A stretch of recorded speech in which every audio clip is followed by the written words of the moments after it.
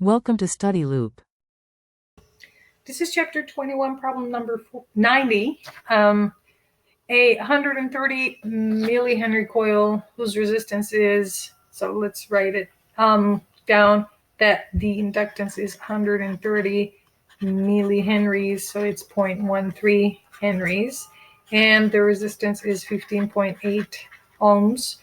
It's connected to a capacitor and a 1360 hertz source voltage. So the frequency is 1360 hertz. If the current and voltage are in phase, so that's an important part, if the current and voltage are in phase, then what is the capacitance? Now, if the current and voltage are in phase, let's remember all the reactance of the capacitor and the reactance of inductor, it has to be 0. So let's write it here, reactance of capacitor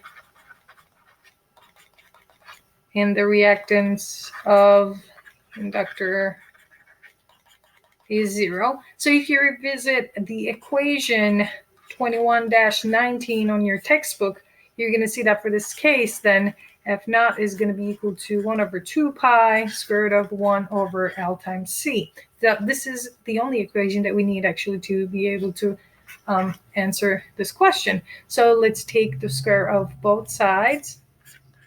Then we have F naught squared equals 1 over 4 pi squared 1 over LC. So let's get capacitance out of this equation. So C then is going to be equal to 1 over 4 pi squared 1 over, well, you don't have to rewrite it since we have already 1 there.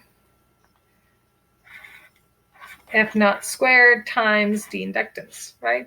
So all we need to do is to plug in the numbers. 1 over 4 times 3.14 squared times F naught squared, which is 1360 hertz.